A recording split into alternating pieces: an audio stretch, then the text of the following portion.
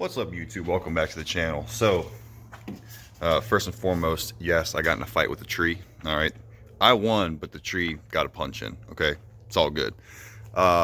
So don't worry about me. Number two, I also don't feel very good today, so that's why I might look a little pale. It's also cold, so there's that. But anyway, on to the good stuff. So yesterday I had to work. I worked until 2, and then I got off and did some tire swapping. So to back up, a couple of days ago, a guy hit me up. He said, "Hey dude, I saw you're looking for some 30s for your Wolverine. I just bought a set of 30-inch ITP Mudlight XXLs. Or XX, yeah, XXLs. I'll sell them to you for 500 bucks. I said, okay. Can you deliver them? He was in, I think, Fayetteville, so hour and a half. He was like, yeah, I'll bring them to you. I said, okay, cool. He shows up. They're perfect. So I was like, hey, here's 500 bucks. Okay, cool. So yesterday, after work, I dismounted the Zillas off the moose rims and mounted the 30, actually, honestly, 31-inch ITP Mudlights on the Wolverine. So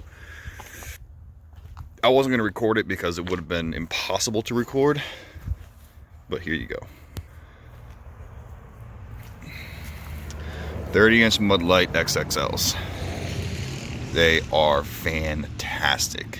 They're knobby, and they're about 31 inches from basically knob to knob, one side to the other. And they weren't really all that hard to mount either. They didn't take long. Now, the hardest part was because they were mounted on Honda steel rims. 2 of them had to be ratchet strapped to make them seat the beads. But that was it. That was the hardest part, and it wasn't bad at all. Also, guys, in case you were curious,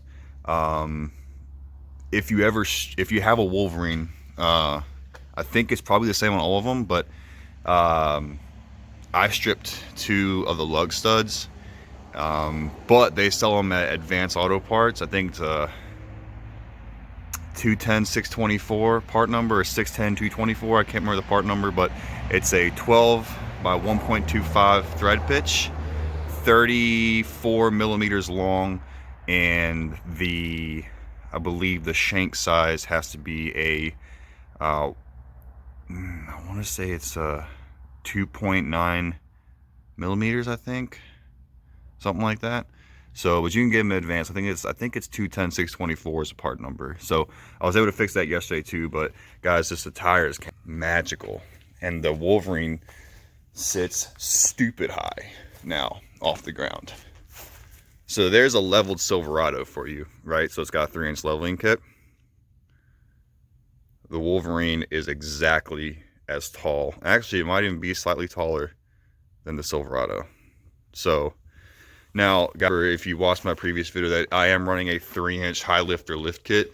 I did put it in the mud in one of the videos you saw. No problems at all. It ran great. It doesn't ride quite as smooth, but that's not a big, terrible concern for me because I don't run fast. I just run trails. But, oh my God, yo. That booty, though. Yep.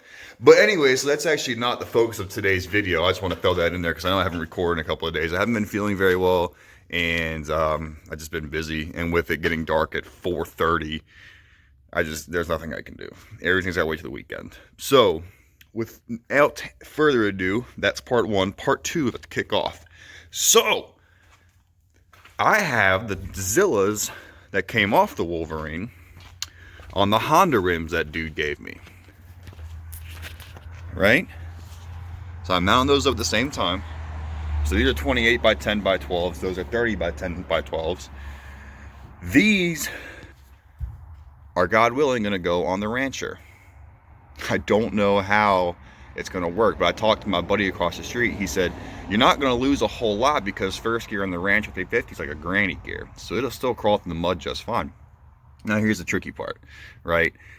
Do I really want to spend 70 bucks for a lift kit for a 24-year-old Honda? Absolutely not. So I found one on Amazon for $8. $8. I'm talking tax and everything, $8.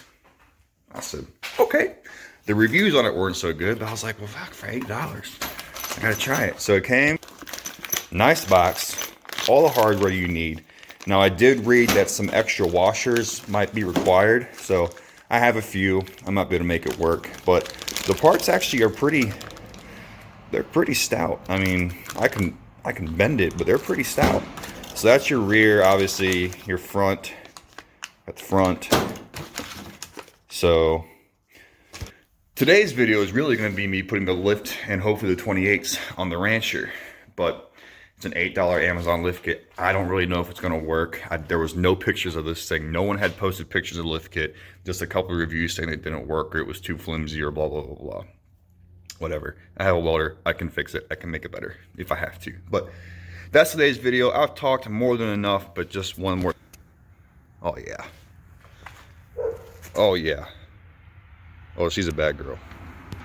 So, I'm going to go pull the Rancher out, put it in the garage, and we're going to get after it. So I just realized to pull in the Rancher, and this thing came with no instructions whatsoever. Just a bag of bolts and washers and nuts and some mounts. So I guess I'm just gonna kind of have to wing it. But for any of you that haven't watched the mudding video I posted, guys, it's incredible. All right, it was, that Rancher did so goddamn good. It blew my mind. But the real reason we got to put new tires on this thing is that left rear just refuses to hold air. It's pretty flat. So yeah, this side's holding air just fine. So you got to get some new tires on this thing because these things are just stupid old and all just kind of put together. Like the left front won't hold air either. It's flat, so it's all cattywampus. But let's get the lift kit going and see what happens. I'll check in with y'all in a little bit. So this is the jacking point I'm using right now. Okay, I know it's not OSHA approved. It's probably not the smartest idea, but I mean, I just had to get the weight off the shock. That's it. So it's not like it's going to be holding any pressure or anything. But if you guys are wondering how to do it, that's an idea for you. Oh, I'm super stoked right now. So I got the back part done because I figured it would be the easiest one. I was way wrong. That was definitely the harder one to do. If you wind up buying one of these or you want to buy one, hit me up. I'll give you the part number. I'm going to show you real quick how it mounts because it doesn't make any sense. It only fits one direction, even though it looks like it could be almost universal. And it's going to be really hard to see. Here we go. So there's your spacer right there. Has a little finger that needs to go up and to the left side of the ATV. It's basically going to hit your airbox, but if you don't like it, you can always cut it off. I think these are kind of more of a universal fit. So that's that. So I made that work. I guess we'll see how everything else goes. So let's see what happens. But, oh, speaking of which, the Tux 28s. So that's a thing. So I'm gonna go ahead and get the fronts going. I'm gonna swap that other tire around and get the fronts going. We'll see. We'll see. There it is. There's the 03 Rancher 350. The rear, for now, 2-inch lift. Rocking 28-inch Zillas. This side looks a little closer on the plastics. I might rub a little bit, but I can do some trimming if I have to. But that's it, boys, girls. She's sitting flush. And these are the wheels that came with those 30s. So that was pretty cool. So that's it. Let's fix the reverse lean and finish this thing. Side 3 is done. So this is the mounting way for that. These things, I now know why they're $7. You can't see it anymore, but the gaps between the actual mount and the lift kit are pretty extreme. So just don't be shy, torque them down, get them real good and tight. So they do provide you nice locking nuts though, which is pretty cool. So use that to your advantage. So let's get one more side done and we'll take it for a ride. That's it. That's all there was to it. It was actually a very, very simple lift kit. The hardest part was figuring out how the back mounted, but like I showed you, basically to the left, up with the finger. Went and took it for a ride.